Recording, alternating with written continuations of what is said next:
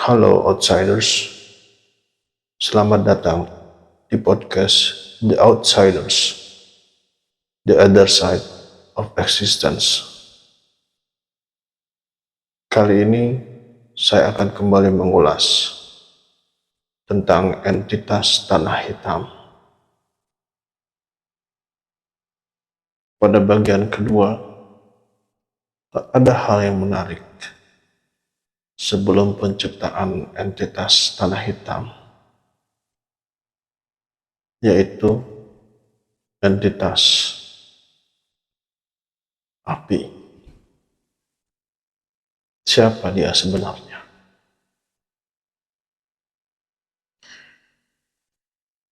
Entitas api yang ada di surga saat itu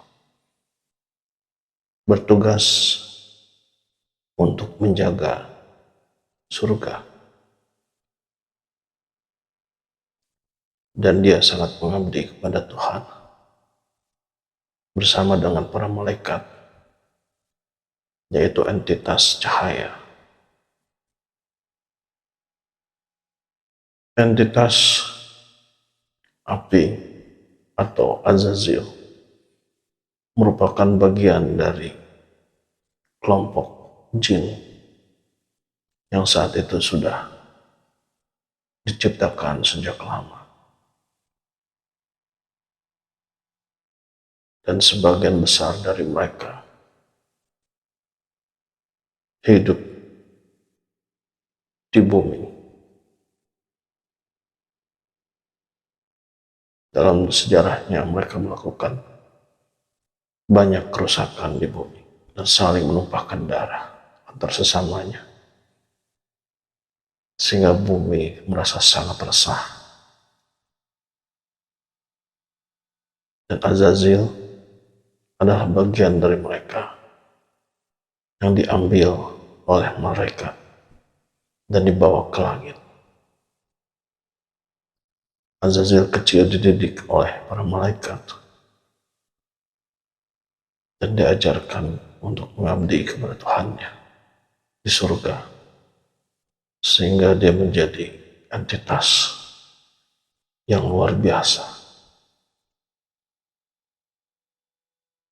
Pengabdiannya sehingga dia bertugas untuk menjaga surga, dan dia juga diberi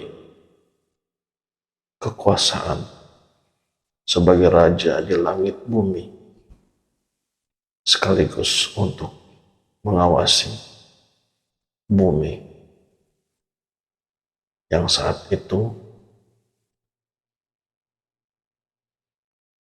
terjadi pengejaran,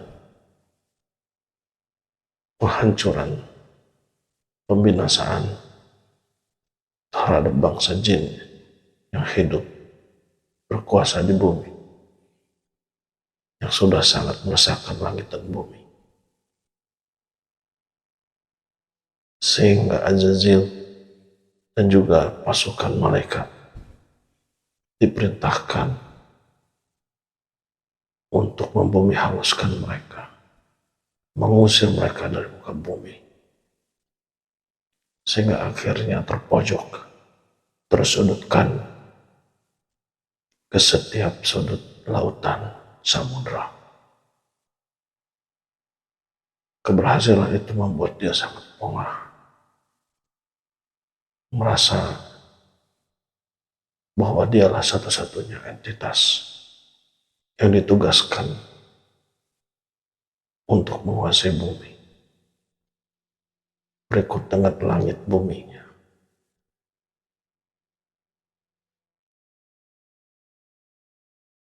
Dan hanya Tuhan yang tahu rahasia di balik hatinya. Bahkan para malaikat tidak mengetahuinya.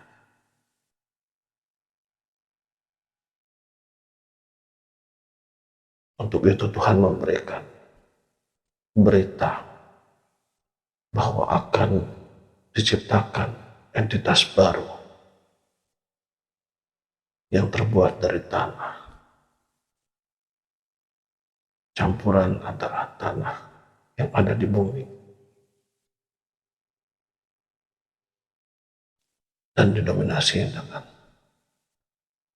tanah hitam yang berlumpur. Saat itu Tuhan memberikan perintah kepada Jibril untuk mengambil sebagian tanah dari bumi. Pasca pembumi hangusan para jin. Tapi bumi sangat khawatir dan sangat ketakutan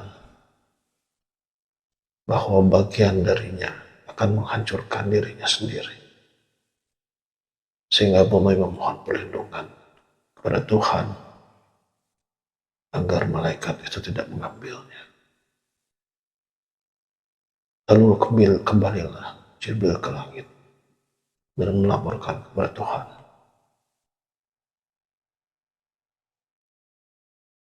bahwa bumi memohon perlindungan kepadanya. Kemudian diperintahkanlah malaikat yang lain, itu malaikat kedua, Mikael. Setibanya di bumi mengatakan hal yang sama, bahwa dia berlindung kepada Tuhan atas apa yang akan terjadi. Lalu kembalilah malaikat kedua kepada Tuhan dan melaporkannya. Dan ditugaskanlah malaikat ketiga, yaitu malaikat maut. Sampainya di bumi mendoakan hal yang sama, memohon perlindungan kepada Tuhan.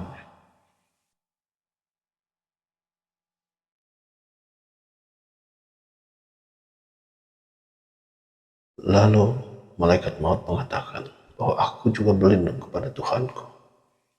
Apabila tugasku untuk mengambil sebagian tanah dan tidak aku lakukan, maka aku akan dalam bahaya. Kemudian diambil sebagian tanah dengan cara yang acak. Tanah merah, tanah coklat, dan lumpur hitam dicampur aduk, lalu dibawa ke langit.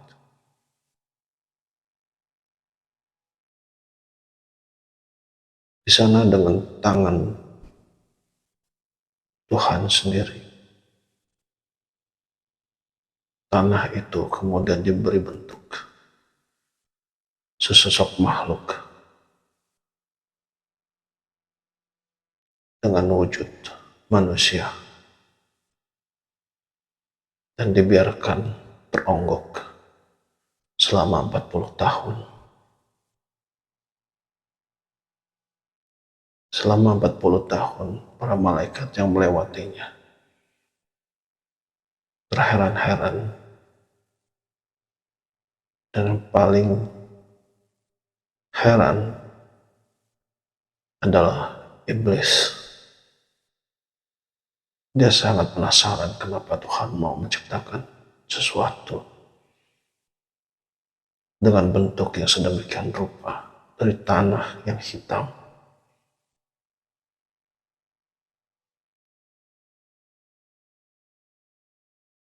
Kemudian Tuhan menjelaskan bahwa entitas ini kelak akan menghasilkan keturunan yang akan merusak bumi dan saling menumpahkan darah. Namun darinya akan menciptakan kedamaian, kesejahteraan, dan keadilan.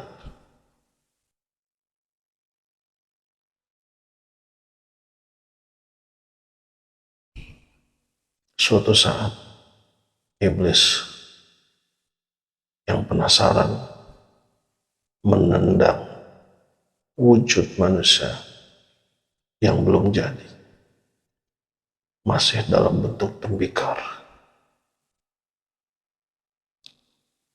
yang bagian tengahnya ada rongga sehingga ketika iblis menendangnya, terdengar suara tembikar yang dipukul.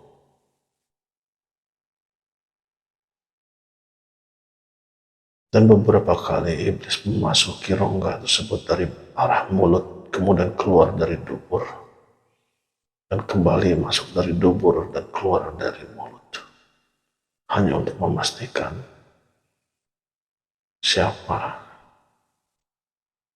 entitas yang akan diberi kekuasaan di bumi, sementara dia memiliki kekuasaan di langit bumi dan di bumi.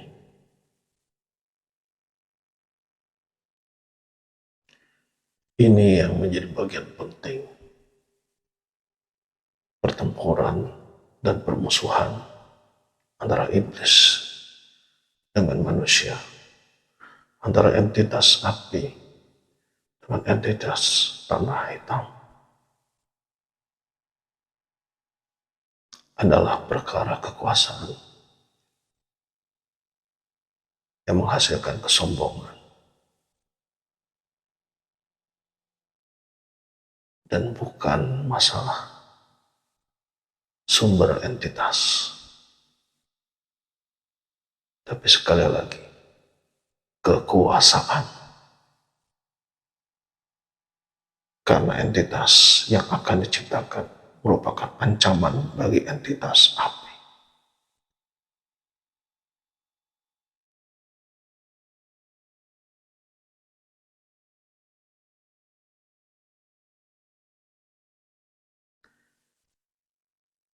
Ini yang harus kita pahami. Apakah kita sebagai manusia yang didesain menjadi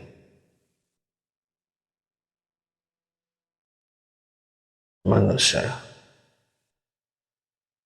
makhluk yang gemar melakukan kerusakan dan gemar melakukan tumpahan darah, hanya akan menjadi makhluk yang paling basic, atau justru sebaliknya, kita menjadi leader, menjadi makhluk yang mampu menata dunia untuk menciptakan kedamaian dan membuktikan bahwa apa yang diinginkan, dikehendaki oleh Tuhan terwujud adanya.